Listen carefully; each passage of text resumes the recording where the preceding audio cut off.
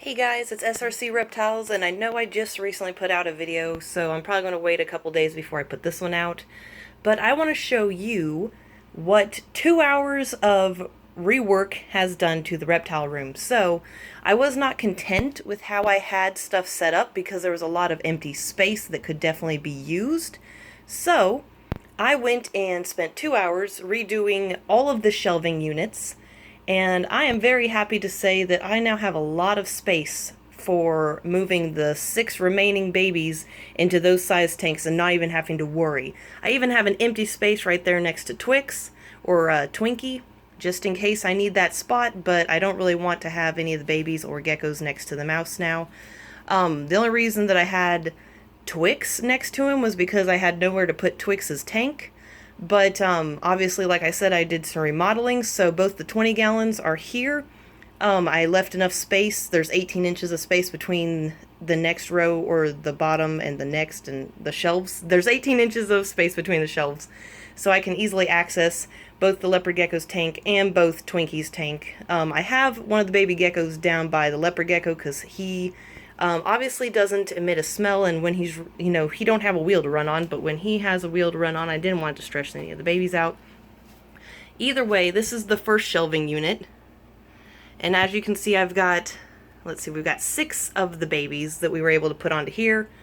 We have Oddball, which is in this tank here. I have the old UVB bulb from the day gecko's tank on Oddball's tank now, so that will help even more with his metabolic bone disease he's getting over, which he's doing awesome. I have obviously moved him into this tank. I think I mentioned last video as well, because I feel confident that he is doing just fine now to be able to be in that tank. We have Twix in here, which I am hoping to move into a bigger tank soon, because obviously now that tank is a little over 8 or about 18 inches tall, because you can see it's the same height as this. It is about the same depth, if not, actually I think it probably is about the same depth.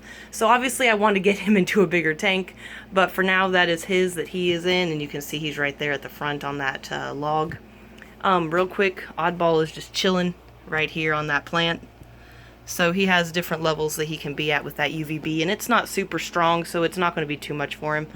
And then, of course, up here, like I said, we have some babies. Over here is the next rack, and as you can see, I have all of the glass tanks on here now, or at least all of the crested gecko glass tanks, and then, of course, more babies up there.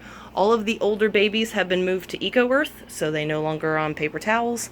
Obviously, everything over here is the same, with the gargoyle and the day gecko, which obviously I'm going to be getting a crap ton of plants within the next few days for the gargoyle, but I went ahead and put her in there anyway. She's got like 4 or 5 plants right now and 3 ledges, so very sparse, but obviously it's not going to stay that way for long. I am saving these 2 plants for when I move Jubilee into the blue tote over here that I have to DIY, because I wanted to make sure those were reserved for one of the babies, so I am going to be buying her probably very similar plants to what I got at Walmart for the day gecko, because I like the coverage of those 2 plants that I got him. So all of the baby crested geckos that are young are up here, so there's going to be plenty of space for every single time one of these guys gets moved into these size tanks for me to not even have to worry about space. And then I just have the lay box up here, even though there's no eggs or anything, and I just stuck it up there. So yeah, I just wanted to make this quick update. It's going to be under 5 minutes long, just showing you guys. I'm very happy with what my 2 hours of progress, actually it's not even 2 hours because it's 8:45 right now, and I started at about 7 o'clock, 7:30, somewhere in there. So I actually got this done pretty fast. I'm pretty happy with myself, actually. Oh, and then over here, went ahead and moved my spiders here. So one of the wolf spiders is right here, and then the other wolf spider is up here. So that's not going to be taking up space over there anymore. So yeah, just wanted to show you guys. Very happy with my progress. And also, just in case anyone's ever curious, this is a really good way to be able to keep track of when your animals are supposed to be fed. T is for Twinkie, L is for my leopard gecko, and then adult and baby, that's for the crested geckos. And anytime that there's an M or a C, that means that those geckos on that day are supposed to get calcium or multivitamin. So, and of course the babies, I normally will just give vitamins to them once a week. I don't have a set day that I'll do it. Sometimes if it falls on the same day that an adult is supposed to get vitamins, then I'll just go ahead and give them vitamins then.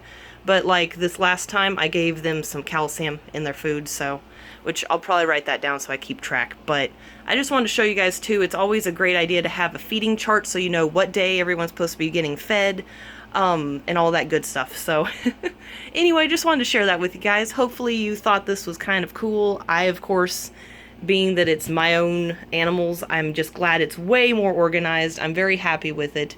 So anyway, guys, thank you so much for watching. Like and subscribe if you want to support the channel. It always encourages me to make more videos, and I hope you have a good rest of your day.